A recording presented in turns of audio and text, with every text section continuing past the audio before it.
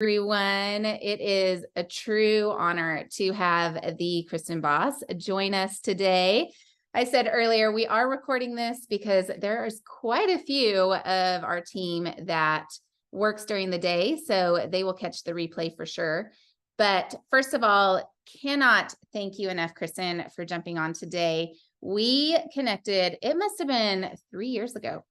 I'm trying to think back in 2020 when we were all home. We began doing coaching with you, private coaching. And I think it was about 6 months, probably lasted a little longer, but it was so transformational for Kyle and I, both in our business and our personal lives, all the things. And it has been something we have watched you really, truly, just take on this incredible business that you created yourself. And it has been incredible to watch you just blossom in this field. And you have, I was just asking who all is in your social selling academy, and a ton of hands went up. You are very loved on our team. And so I know you don't have a ton of time. And so it's a huge honor. Thank you for just taking your time and sharing it with us, but we are all ears. All right. Thanks so much for having me. This is really special. I was telling Cassie and Kyle that I just miss my weekly calls with them. So when I said, hey, I'd love to do a vision call for your team, they're like, really? I was like, yeah, I'll do it. I just miss doing this. So I'm so glad to be here with you guys. I'm actually going to change my view because I like seeing the faces here. So I don't know how many of you are following college football right now? Show of hands. Who's following college football right now? All right. You don't even have to like football very much for me to share a little bit about what I'm going to share. How many of you are familiar with what is going on with the Colorado Buffs? I live in Colorado, so it's a very fun time to be in Colorado. And I was thinking of, as I was walking today, I was listening to Coach Deion Sanders, who is the new coach for the Colorado Buffs. And I'm going to give you some context for this. I was listening to some of his pregame talks, and dang, I want to put that man on a podcast and just have him on play.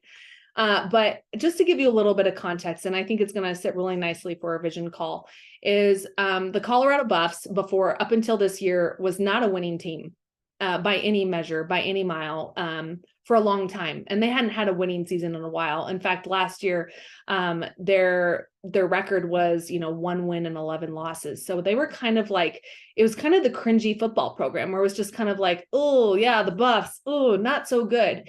And they did something that wasn't normal. Like they took a non-winning program and a program that didn't have a lot of money. And they decided to bring in this coach, Deion Sanders, who is, the more I have learned about that man, the more respect I have for him. And he played pro in the NFL, not just the NFL, but also the MLB. So he's kind of like an athletic legend. His sons also play college football, but here's the thing. He came on knowing he was taking on a team that was sad. Like he was taking on a program that was laughable. Like he was a legend and he was stepping into a laughable program where they hadn't experienced a winning season in a very long time. And he came in and the Colorado CU Boulder couldn't even afford Deion Sanders. Like they didn't even have a budget, but they had a vision. And I think sometimes we look at what we have and we think, how can what I have currently in my hands be enough to give me the vision that I have in my heart? And I think that's what the Buffs did. And so they brought in Deion Sanders, like on faith, and he took the job on faith. And like, he was a big name. So it could have gone all kinds of sideways. And it's kind of slowly become the Cinderella story. And what he did was he kind of was willing to disrupt and prune a program. And so when he came on, he was willing to cut players, bring on new players. And he really got aggressive with, like, he didn't look at the current team. He was so focused on the future team and where he wanted to take the program. And everyone said, this program, it's not a winning program. It's going to take years to rebuild this program. And they say, you need a bunch of time. And so now the saying is, like, if you haven't followed, they're now 2-0, two undefeated, like TCU, CSU. It's going to be interesting watching them play Oregon. But what's been interesting is the morale was so low in that program, but he came in with vision and he kept painting the future and saying, okay, I know that this has been a non-winning program, but that was then. Here's where we're going.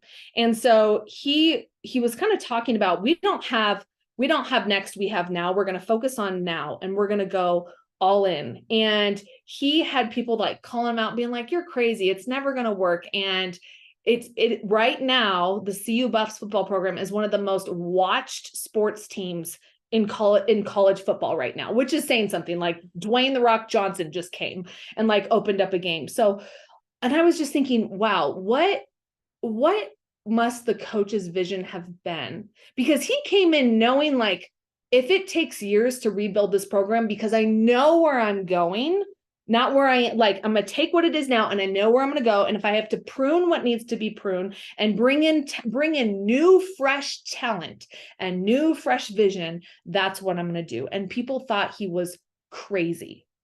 And now it's like everyone is saying like, this is the story.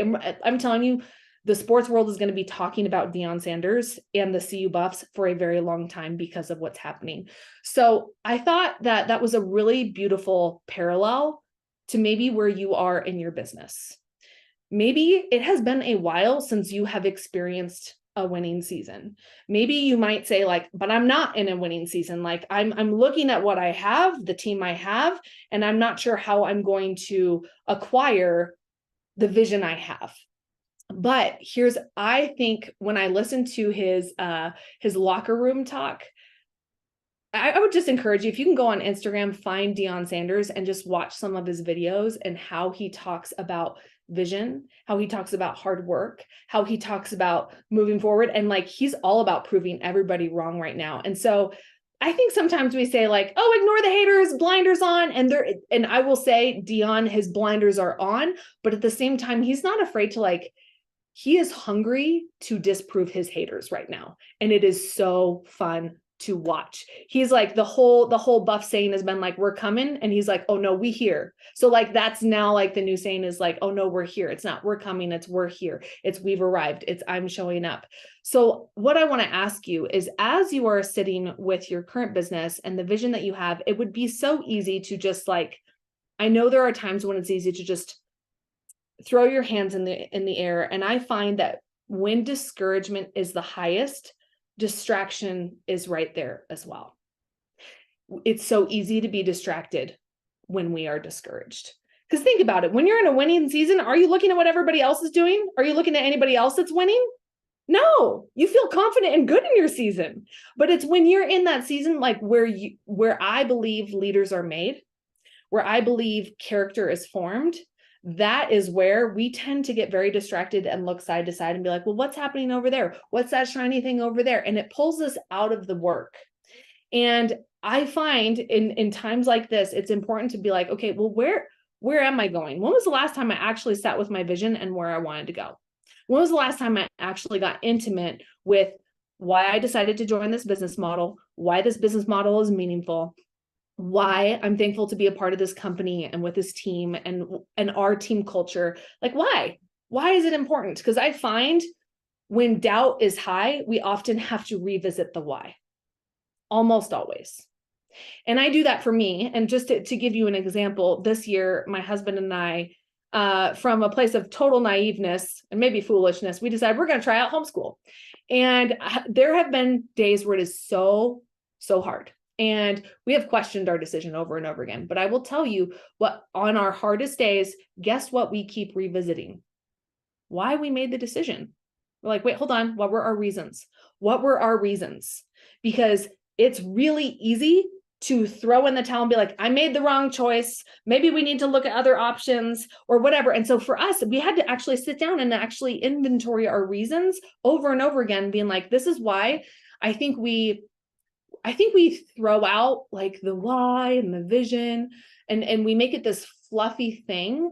And I think we make the mistake of our why not being gritty and granular enough to us, where we can touch it, where we can feel it, where it's always there, where it's like, okay, on my hard day, I have to go back to my why. On my hard day, I have to go back to the vision. I have to go back to why I signed up for this in the first place and why this matters.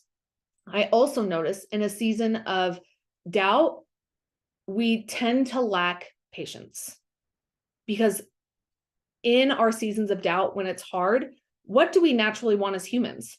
We want to get out of the discomfort as quickly as possible. And this is when I think we look for cheap shortcuts. This is when I think we look at, what's that over there? What's this over there? Or we just waste our time indulging in other things instead of keeping focused on the work, knowing like it is just for a season. And I know there have been many times I've coached many people, and there have been seasons where I have had to tell the people I coach, I'm like, I know it feels really intense and really heavy and really hard right now, but it is a season. And I know it feels heavy and like it's maybe never ending, but there is going to come a time where this season will be behind you. And I want to ask, and you will look back on that season and be like, how did that season define me? Did it define me or did it distract me? Did it create despair or did it develop my character? What was that season about? And so I want to give you another example about why vision is important and why recommitting to the very granular, very basic things. Because I have noticed right now, the trend in the industry is like people industry-wide, you all need to know this so that you're not disillusioned or there's not like a false narrative that you might be buying into, is industry-wide, everyone's rebuilding. Because so many people came when they were like, I don't have all these other priorities. I'm home making sourdough bread and I don't have to take my kids to 50 million different places. Like a lot of people were able to work their business out of convenience, but now people are having to learn to work their business out of priority. And I would love for you to do that work, is I want you to write down, if you could, when I'm working my business out of priority, it looks like this. And I want you to get granular about your activities. I want you to say like, I wake up early. I batch my posts. I'm connecting in my team calls. I'm watching the replays a priority, right? When I am working out of a priority, my activity looks like this. When I am working out of convenience, my activity looks like this. And I want you to be granular in your activity so that you know when you are becoming a person of convenience in your business, because it's very easy. We don't realize that we're like, oh, I didn't realize I've been operating out of convenience for the last 6 months, that I've been only, getting to my business when I get around to it or when nothing else is competing for my time. But like, who am I when my business is a priority, and who am I when my business is convenient to me? And I would tell you guys, there are seasons, there are long stretches of my business where it was just like priority, and nothing about my business felt convenient ever. It still doesn't, where I'm just like, no, my business is a priority because of this priority and how it provides, like I make it a priority, right? And it doesn't, other areas don't suffer when we learn to prioritize accordingly. So asking yourself, who am I when it's priority? Who am I when it's convenience?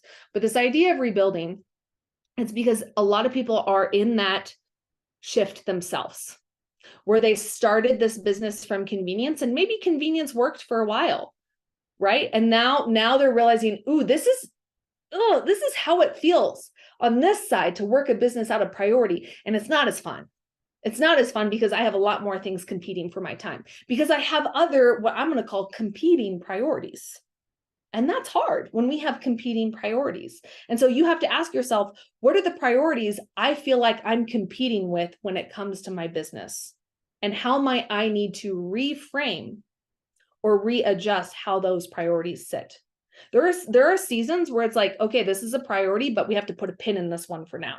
And I will tell you, with my Mondays are my team meetings, team call day, where I'm internally meeting with my team and we're talking about, all right, what are we working on right now and where are we going? And oftentimes there's like 10 things on like what we need to work on. And we have to go back to like, all right, what do we have to put a pin in? As urgent as that feels, we have to put a pin in that for now and trust that we're going to get to it in the right time. So there might be areas of your life where you're going to be like, okay, I might have to put a pin in that right now. I might have to put a pin in that, or I'm going to have to recalibrate my time and rethink my priorities. So this idea of a rebuild season, it was very much what Deion Sanders signed up for. Like, he did not know that it was going to look like this. He did not know. He was just like, I'm here for the rebuild, however long it takes, because here's the vision. Here's where I want to go. And I want to take this program, this football program that's kind of laughable, and make it a dream. I'm going to take it, like, I'm going to take all the doubters and I'm going to show them. And so this idea, like your personal rebuild, I think you have to decide, if I didn't have like a promise of a timeline of how quickly it could be rebuilt, why am I rebuilding? Maybe you are in a rebuilding phase, right? How many of you would like opt in and say, yeah, I feel like I'm in a rebuild? How many of you would say that? Yeah. Oh, every single hand. Okay, that's fantastic. Here's what I want to say. Welcome to the Entrepreneurial Club. This is business. What if I were to tell you this is business, and anybody who's telling you like, oh, if you're rebuilding, something's wrong, is lying to you, because there are seasons of rebuilding. Even in like my business where it's not necessarily network marketing, but there are things where like I have built it and I realized, okay, this works now. Okay, now it doesn't work as well. Now I have to move this down and I have to rebuild it again. And I have to put like 80 hours into this, and not just hours, but like I have to, for me, it's not necessarily my time, it's my money. Like I have to invest, like, all right, we're going to have to hire these people and get this tech and get these things for the rebuild for this new season. How many times does iPhone have to update? Your phone's got to update too. You have to update too. Being like, all right, I'm going to have to upgrade my own internal software. And with every rebuild of your team and every rebuild of your business is also a rebuild of your character every single time. You are not going to be the same person every build. You're going to take your lessons from the last build and you're going to build it better. And so this is my encouragement to you would be revisiting why you are buying into your own rebuild and why it matters, because this is entrepreneurship as a whole. And I've had the privilege of coaching people that have been in this industry for 20 years, 7-figure earners, people that have been doing this a very long time.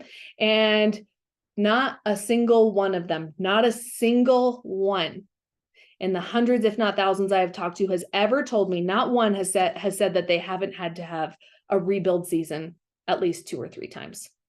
All of them are like, oh yeah, rebuilt then, oh, lost everything then, rebuilt again. But this is entrepreneurship. Like even outside of network marketing, if you were to talk to, like, I don't know if you know this, but a lot of billionaires have gone bankrupt at least once. Like billionaires aren't afraid of bankruptcy. They're not afraid, because you know why? Because they're like, oh, it's okay. I know how to do this. I'll rebuild it again, but I'm going to take all my lessons with me this time, right? True entrepreneurs aren't afraid of a rebuild. I think people who are entitled and only want to build it once and walk away are the people who look for that. Where I'm like, sorry, it's like we're always having to improve.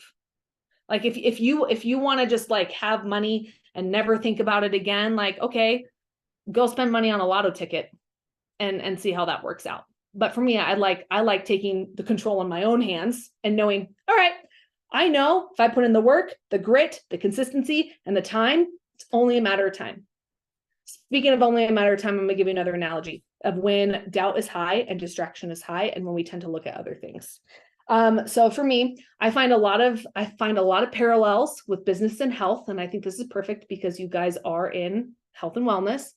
And so for me, I had gained 30 pounds and I wanted to lose 30. And like, I'm a doer, I'm a business coach, but I'm also going to say we all are lazy. We all want to look for like the quick, fast, easy. Like I will admit, anytime I saw advertising where it's like, I just like drank this thing and I didn't have to like change my, like, and I could still sit on the couch, eat whatever I want, and like, and not have to change my lifestyle. I was a hook, line, and sinker every single time. It was me, because I was always looking for like the path of least resistance with the highest reward. It doesn't work. It just doesn't work that way. So I finally got to this place where I was like shopping around, and I went to, and here there's several analogies that's going to come from this. And so First one, I worked with a coach that was like, okay, I'm going to teach you like how to track your macros, how to work out, and all those things. And I worked with her for free. And I didn't get results. I had no skin in the game. Like, it didn't cost me anything to not show up. Nothing. I was just like, oh yeah, I'll work out tomorrow. It didn't hurt. It didn't hurt when I didn't work out. The hurt was the reality I already had. The hurt was like not buttoning my pants. That was the hurt. Right. But then there's a different kind of hurt. And I finally decided like I had to get back to my why, and I had to get back to, okay, why am I choosing to engage in the process? And I decided to go all in with another coach, and I spent a lot of money. Enough to where I knew I needed to spend a lot for me to feel the pain so I could engage in the process to get me out of the pain I kept negotiating with in my everyday. Like, oh, it's fine. I mean, like, I don't fit in my clothes and I cry when I see photos. It's fine. Like, that's what we do, guys. We tend to like negotiate with the pain of our current reality and say, it's not that bad. It's not that bad, because we don't want to we are unwilling to engage in a different kind of pain, in the pain of growth. So we negotiate with our current pain.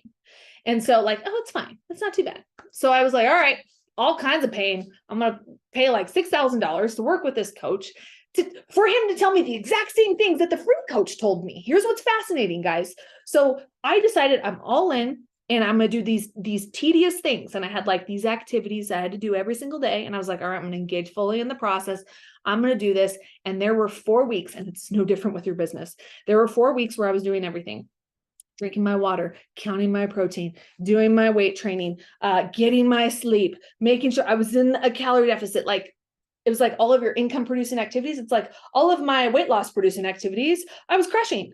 Scale was not moving. And I was pissed. Old Kristen would have been like, okay, this doesn't work. I'm going to go and find something else. I'm going to go and like grab a quick weight loss shake or that thing, or I'm going to fast. I'm not going to eat for 72 hours. It's my hormones, all these things that I was so good at like coming up with excuses. And my coach was like, the scale is a lagging indicator. Your paycheck is a lagging indicator to the activity you do on the front end of your business. Oftentimes, your paycheck is 60 to 90 days behind what you're actively doing. Almost always. In big businesses like mine, it's like 6 months. You learn to play a much longer game, or a year, where it's like, all right, like for me, I'm already prepping for 2024, spending money on 2024, knowing I'm not going to see it for 8 months. Right. And so there's leading indicators, meaning like, these are all the activities I know I'm doing. I know that creates results. And I have this lagging indicator of the scale. When we focus too much on the lagging indicator, we leave the work that actually creates results. We go look at other things. We get distracted. We're filled with doubt. We're like, well, what's over there? And when we do that, guess what? We take our foot off the gas of the thing that creates results. And then it further delays the results that were inevitably coming to you. And the more you distract and bounce from things to things, it only continues to push back your results. And that was me. So I was like, all right, I know my old patterns. I'm going to try a new thing. I'm going to try and be this Kristen that goes through even when it feels like none of the results are happening. And what do you know, 6 weeks into it, the lag caught up to the lead. And then it was boom, let's go. And now it's like 20 pounds down and we're still going, but I know how to play the game now, where I'm like, all right, I know how to do this. I know that I put in the work on the front, and there's lagging indicators of the weight loss or your paycheck for you guys. And this is where I see people in that lag time think that's where stories win. That's where stories win. Stories of like, it's not working for me. Maybe there's something else elsewhere. Maybe there's something faster. We get like, I think shiny ball syndrome is the highest there. And that's when I think we look for the easy way out. That's when we're distracted and we're like, well, what's over there? And what's that? And I will admit that was me for a long time. I kept changing up the strategy because I never stuck with something long enough to actually allow something called the compound effect, which is the small, consistent daily habits that exponentially compound over time. But oftentimes we just want quick return for our work. And so especially in the rebuilding season. Why? Because we want out of discomfort as quickly as possible. Like, and I knew that was for me. Like, I knew like I was so uncomfortable with how I felt in my body that I was absolutely incredibly impatient for my reality to change. And so I had to learn something called frustration tolerance. if you haven't heard my podcast episode on this recently, I talked about it. My coach taught me this. He's like, oh, we're going to learn on increasing your threshold for frustration. I was like, I'm sorry, what? I don't like frustration. Everything in my life is about reducing frustration, like Instacart, streaming, whatever it is. I'm like, me, frustration, don't like. So he's like, yeah, you don't get to shortcut out of frustration. This is where skills are built, and this is where you're going to get results. And I was like, dang, how often are we, the moment we're frustrated, hands in the air, we walk away, and then we go and do other things. And then we look at our, financial circumstances again, and we're like, I should go work my business. Then we go work your business. Then you put in the time. And then again, there's the lag, and then you have your frustration, and frustration has its say. Right. And so increasing your threshold for frustrations means I'm willing to experience the emotion of frustration, knowing that the payout is inevitably coming when I am consistent. This is the secret. Like Cassie and Kyle, they were saying, they've watched my business exponentially just explode over the last 3 years, not because I have some secret magic, because I have a personality trait that nobody has. It's because I have high levels of frustration tolerance where I'm like, okay, it didn't work. We're going to try it again. Oh, it didn't work that way. We're going to try it again. Okay, fail here. Do this better. Do it better. Right? So how often, my question for you is, how often are you allowing frustration to take you out of the game too early? How often is that coming up for you? I can tell you, for a lot of people that felt like things were fast, easy, and fun during the pandemic, and now it's like hard, gritty, not as fun, not as convenient, right? Doesn't and I think in this season, it's so important to mind the chatter you are listening to. If you're around people that are like, oh, it's all going downhill, nothing's like it was, or it's, it's impossible over here, market saturation over here, things over here. Ask yourself, is this productive? Or is this pulling me out of the game? Every time you are distracted, it deters from you being productive. Because last I checked, you can't be distracted and productive at the same time. It's one or the other. And this is when I notice people get distracted, when the doubt is high, because we want to believe that frustration doesn't happen somewhere else. Like maybe if I just change things up, I'd be like, I'm sorry, as long as you decide to be in business for yourself, frustration is part of the formula. It's part of the experience. You have to sign up for it.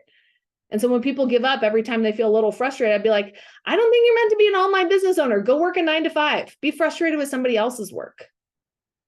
Or just don't, and I'll never forget this. I was meeting with a business owner, who mentors me, and he had a company that did over $100 million a year. So he knows a thing or two. He knows a thing or two about business. And he said this to me once. He said, Kristen, you have two options. One, you change your goals. You lessen what you want. You change it. Or option two is you increase your threshold for pain. You increase your threshold for frustration, for disappointment, for heartache, for failure, for things that go wrong. He's like, those are your options. And I'm like, both suck. He's like, I know. One, I lessen my dream and I'm haunted by what if. The other one, I have to learn to build emotional resilience around things I would much rather not. The only way we learn to have courage is if we feel fear. The only way we experience a lot of joy is if we know a lot of sorrow.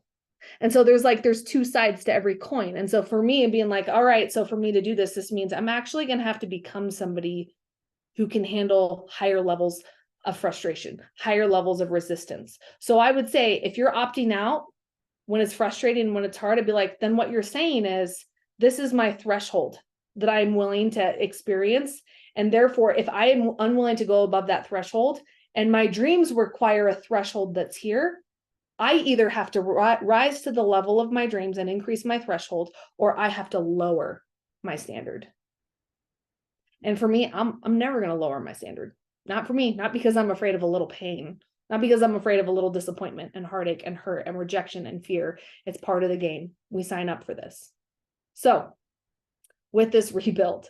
I want you to just think about like I didn't want to come here and like be all like rainbows and unicorns. I'd rather you just like opt into reality of business so that when a hard day comes, you're like, yeah, and I signed up for this. Yeah, and I'm not disillusioned as to what it takes for a business. Yep, it's like, it feels awful. Great. Sounds like business. Had a hard day. I'd be like, great. Welcome to entrepreneurship. Someone quit on you. Welcome to entrepreneurship. You want to burn it all down and walk away for a day? Welcome to entrepreneurship. Like, there are both seasons. Like, and sometimes I will say this too. I call them like match and a lighter days. Like, there are going to be days where you're going to have like a lighter and a match standing over your business, and everything in you is going to want to torch it and walk away. I want to also acknowledge that's a totally normal feeling. We just don't act on it. We just like, that's when you realize, take a step back. I'm going to take a rest today. I'm going to call my therapist. I'm going to talk to a coach. I'm going to talk to a confident who isn't going to be like, yeah, torch it, burn it. It's not worth it. No, I'm going to be very, very mindful of who I let speak into my life on my torch it and burn it days, because those are normal days. And those are days when I go back to my why. Why do I choose this business? Why do I choose to own a company? Why do I choose to serve the students that I do? Why do I choose to do this? Right? On the hard days, revisit our why. So that's what I'm inviting for you. Revisit your why.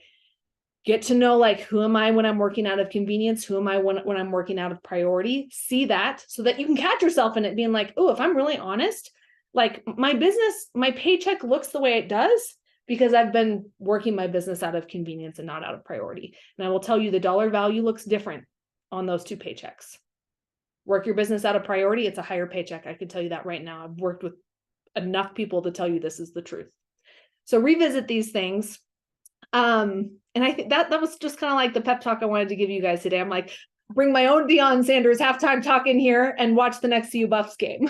I love it. That's what Kyle was like, oh yeah, he's been following this all along too. And I love that you brought that up. I know nothing about football, but I will be watching, right? You'll be watching now. I will be watching now. Well, thank you, Kristen. I took so many notes, and it is you always bring us back. You always center us. And I just thank you for that. I thank you that you are a coach that truly speaks truth, where our minds are all over the place most days. And I just thank you that you always center us and focus us on the truth. And so love you so much. Yes. Thank you. All right. Thanks, bye. you guys. All right. Bye, team.